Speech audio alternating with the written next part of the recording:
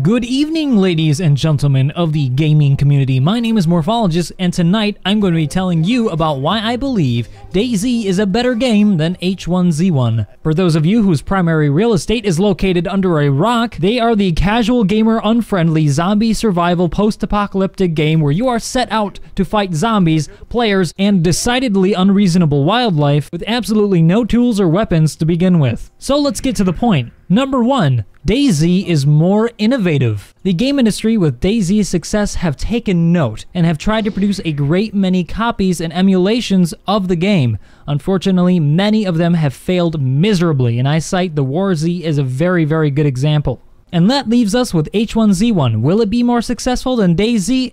Well, if you look at the track record of other game producers, it probably won't. DayZ's developers, including lead developer Dean Hall, have all shown us that their innovative capabilities are great, with the introduction of things like weather that goes across all servers and then actually affects the player's experience within the game. Speaking of developers, let's move on to number 2, a dedicated staff. What do I mean by this? Well, the DayZ developers actually started off with the DayZ mod. If you'll remember, they didn't get paid for the DayZ mod, they just started it out of their own interest in creating a zombie survival game. I highly doubt that the same could be said for SOEs lead developers. Now, don't misunderstand me, I don't mean to say SOEs developers aren't good, they're actually really great. It's just that they didn't start off doing this for free, and I can't say whether or not their hearts are really in the development process, like Dean Hall and his staff. For those of you who weren't around for SOE's SWG incident, that's Star Wars Galaxies, SOE made a decision that better suited their financial needs rather than their community needs,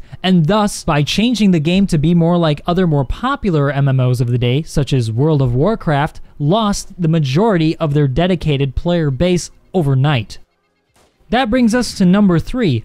Microtransactions. DayZ does not have any of them, and unfortunately H1Z1 does. Any game with microtransactions runs the risk of crossing the line into pay to win, and that is not something a lot of people who play survival games want to see. And while they might start off by only selling cosmetic items, in the future, H1Z1 could lead to selling things that could be potentially game-breaking for those of us who don't want to spend real money on a video game item.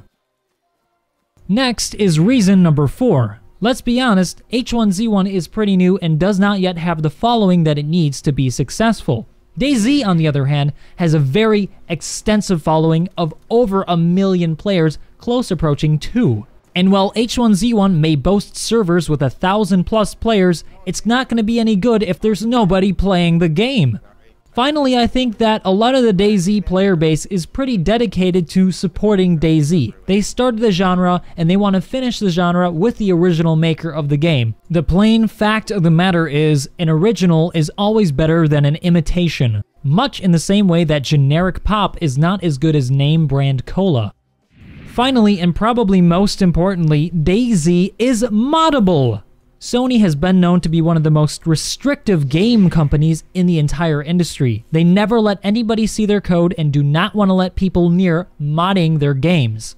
This is unfortunate because a lot of the innovations came from the community and their modding of DayZ's original mod. I cite DayZ Epoch as a primary example, which currently supports more players than the original mod. So while H1Z1 may seem fresh and new in the beginning, it may turn out to be much more stale in the future when things start to get a little bit old. It's sad to see that a lot of game industry giants still don't see the value in having people able to mod their own game engine. It keeps the game alive for an extremely long period of time.